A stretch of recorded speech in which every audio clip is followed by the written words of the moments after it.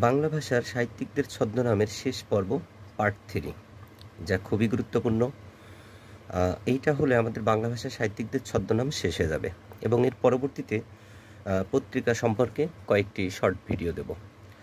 তো প্রথমত রবীন্দ্রনাথ ঠাকুর, ভানুসিংহ ঠাকুর, রাজশেখর বসু পরশুরাম, রকুনুজ্জামান খান দাদাভাই, শরৎচন্দ্র চট্টোপাধ্যায়, অনিলা দেবী, শম্ভু মিত্র, প্রসাদ দত্ত, শ্রী সঞ্জীব এবং সুরঞ্জন চট্টোপাধ্যায়।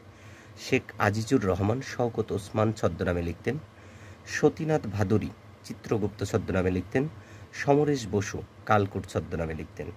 সুনীল গঙ্গোপাধ্যায় নীল উপাধ্যায়, নীল লোহিত এবং সনাতন পাঠক ছদ্মনামে লিখতেন। সুভাষ মুখোপাধ্যায় সুবচনী ছদ্মনামে লিখতেন। সোমেন চন্দ্র ইন্দ্রকুমার সোম নামে লিখতেন। সোমেন চন্দ্র ইন্দ্রকুমার সোম নামে লিখতেন। সৈয়দ মুস্তফা আলী প্রিয়দর্শী, সত্যপীর, অমর খৈয়াম, মুসাফির এই 4টি ছদ্মনামে লিখতেন। হরিনাথ মজুমদার কাঙাল হরিনাথ হিসাবে লিখতেন।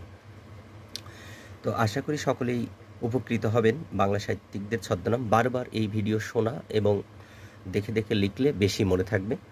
বেশি বেশি চর্চা করতে হবে, তাহলে চাকরির পরীক্ষায় ভালো কিছু আশা করা যায়। ধন্যবাদ সকলকে।